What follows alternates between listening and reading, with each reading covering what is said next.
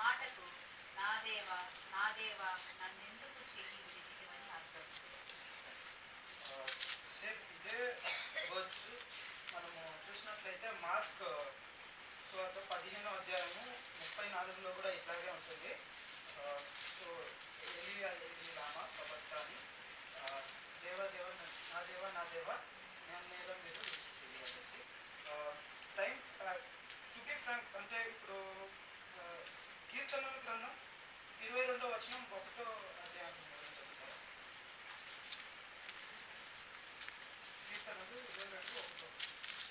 నా దేవా నీవు నన్నేల విడనాడితివి, నన్ను రక్షింపక నా ఆత్మధ్వని వినక నీవేళ దూరంగా ఉన్నావు.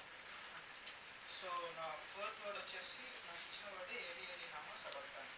సో బేసికలీ నేను ఎందుకు కీర్తనలు అండ్ మాథ్యూ అండ్ మార్క్ చూసానంటే అక్కడ చూస్తే ఇప్పుడు మాథ్యూకి మార్క్కి డిఫరెన్సియేషన్ అంటే ఇప్పుడు మాథ్యూ తర్వాత మార్క్ న్యూ టెస్ట్మెంట్లో చూసుకుంటే, కానీ కీర్తనల్లో చూసుకుంటే ఇట్స్ వెరీ లాంగ్ అంటే చాలా ఇయర్స్ డిఫరెన్స్ ఉందన్నమాట. సో అక్కడ తండ్రి అయిన దేవుడు అక్కడ ప్రవచనం ఇస్తుందన్నమాట.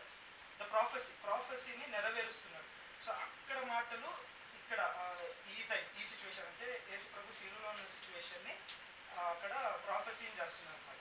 సో మనము ఈ వర్స్ అంటే ఈ మాథ్యూ 27 చాప్టర్లో ఈ పర్టికులర్ వర్స్లో మనము 3 థింగ్స్ ఒక 3 సిచ్యువేషన్స్ని మనము అనలైజ్ చేస్తాం ఈరోజు. సో ఆ 3 థింగ్స్ అనేది నేను చెప్తాను. ఫస్ట్ థింగ్ వచ్చేసి యేసు ప్రభు బిగ్గరగా ఏడ్చుచు కేక వేస్తున్నాడు అనమాట, నన్ను ఎందుకు విడిచితివి అనేసి. సో అదొక సిచ్యువేషన్. ఇంకో సిచ్యువేషన్ మనం చూసుకుందాం. అదే మాథ్యూ 27వ అధ్యాయము 45వ వచనం మనం చదువుతాం. మధ్యాహ్నం మొదలుకొని 3 గంటల వరకు ఆ దేశం అంతటను చీకటి కమ్ము. Thank you. సో ఇక్కడ చూసుకుంటే మధ్యాహ్నము మొదలుకొని 3 గంటల వరకు చీకటి కమ్మి ఉంది. సో ఆ సిచ్యువేషన్కి అంటే యూజువల్గా మనకి ఈ మధ్యాహ్నం టైంలో ఇప్పుడు కరెక్ట్ ఈ టైంలో మనము చూస్తుంటే వెలుగుంది, వెలుతురు ఉంది, అన్నీ ఉన్నాయి. బట్ అక్కడ చూసుకుంటే అక్కడ మబ్బు ఉందన్నమాట, చీకటిగా ఉంది. సో మనకు అనిపించచ్చు ఎందుకు ఉండొచ్చు అక్కడ చీకటి, అక్కడ సిచ్యువేషనే డిఫరెంట్, బట్ ఎందుకు అక్కడ చీకటి ఉంది. సో ఇది రెండో సిచ్యువేషన్ అన్నమాట. సో ఇంకొకటి చూసుకుంటే మార్క్ సువార్తలో 15వ అధ్యాయము 34వ వచనం నుండి చదువుకుంటూ 33 నుండి 33 నుండి చదువుకుంటూ వెళ్తే అక్కడ ఇంకో సిచ్యువేషన్ ఉంటుంది. ఆ సిచ్యువేషన్ మనకు అందరికీ తెలిసిందే. సో దేవుడు అక్కడ క్రౌడ్ యేసు ప్రభు గట్టిగా అరుస్తూ మాట్లాడినప్పుడు అక్కడున్న టెంపుల్ రెండుగా వీడబడి, అది కాకుండా అక్కడ అందరూ ప్రజలందరూ ఎలైజాని పిలుస్తున్నాడేమో అనే సిచ్యువేషన్ అక్కడ జరుగుతుంది. సో బేసికలీ మనము మెయిన్గా ఈ 2 సిచ్యువేషన్ని మనం ఈరోజు నేర్చుకున్నాం. ఒకటి వచ్చేసి డార్క్నెస్, ఇంకొకటి దేవుడు అడుగుతున్నాడు తండ్రి అయిన దేవుడిని నన్ను ఎందుకు విడిచితివి అని యేసు ప్రభు అడుగుతున్నాడు అన్న. ఈ 2 సిచ్యువేషన్ని మనం చూసుకున్నాం. ఆమోస్ గ్రంథం 8వ అధ్యాయంలో 9వ వచనం మనం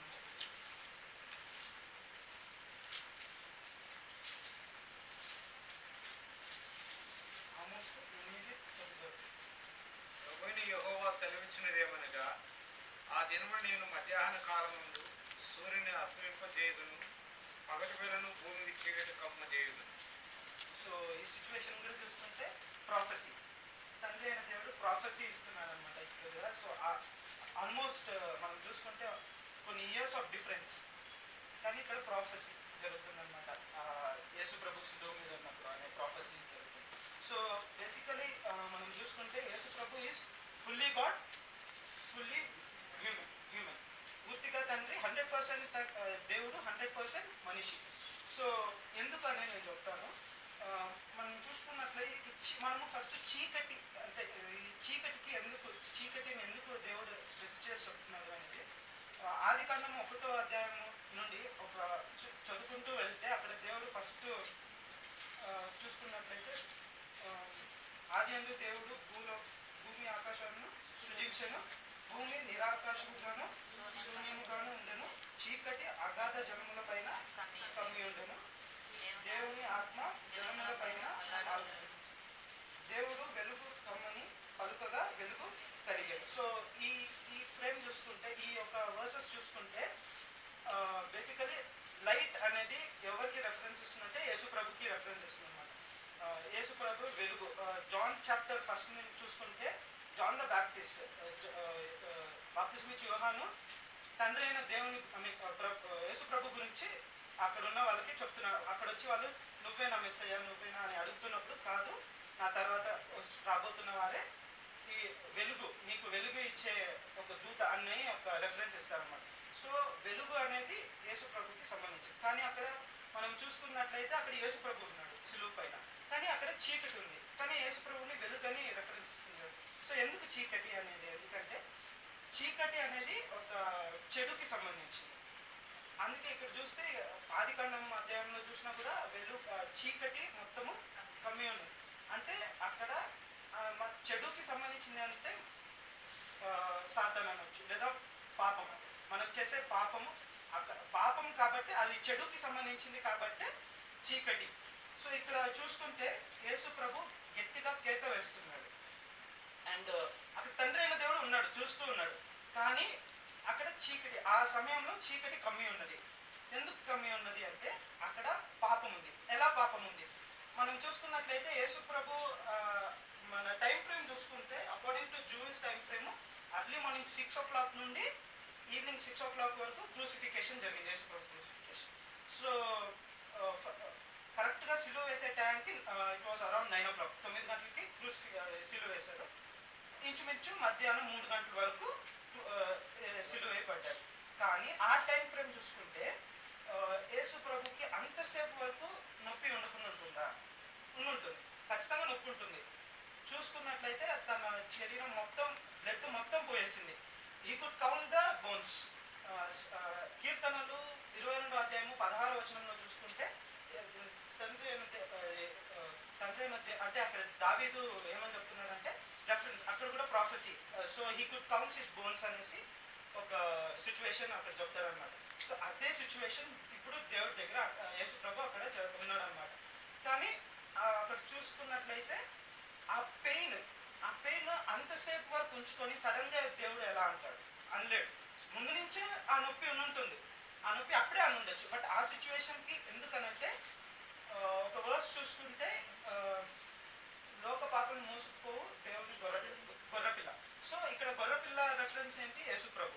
లోక పాపం అనే దాన్ని మోసుకుంటుంది. సో ఆ పాపాన్ని యేసు ప్రభు తన భుజం అంటే తన పైన వేసుకున్నప్పుడు ఆ నొప్పికి భరించలేక నా దేవా నన్ను ఎందుకు విడిచితివి, నా చేయి ఎందుకు విడిచితివి అని గట్టిగా అరుస్తున్నాడు అన్నమాట. సో ఆ సిచ్యువేషన్ దేవుడు ఆ పెయిన్ ఆ లోక పాపం కాబట్టి ఆ లోక పాపం అంతా మోసుకుంటున్నాడు కాబట్టి అది భరించలేకపోయాడు. సో ఇక్కడ చూసుకున్నట్టయితే మనిషిగా తను హీ వాజ్ ఫుల్ 100% మనిషి కాబట్టి he is not able to bear ఆ పెయిన్ బేర్ చేయలేదు. అండ్ హీ ఈజ్ 100% తను దేవుడు కాబట్టి మన పాపాన్ని అన్నిటినీ తన మీద వేసుకున్నాడు. సో తన మీద వేసుకొని తను మన కోసం ఉన్నాడనమాట. సో ఇప్పుడు చూసుకున్నట్లయితే జాన్ చాప్టర్ 3:16 యోహాను సువార్త 3:16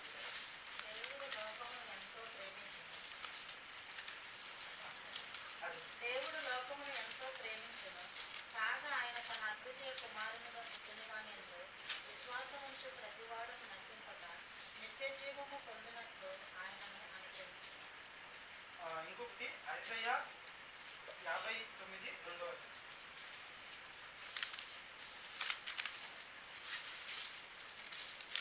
మీ పాపములు ఆయన ముఖమును మీకు మరుగుపరిచెను కనుక ఆయన ఆలకింపకున్నాడు.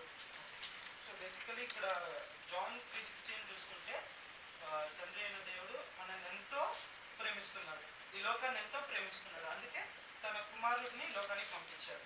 సో తన కుమారుడి కన్నా మనమంటేనే తండ్రి అయిన దేవుడికి ఎంతో ఇష్టం, చాలా ఇష్టం. ఐజయాలో చూసుకున్నప్పుడు కూడా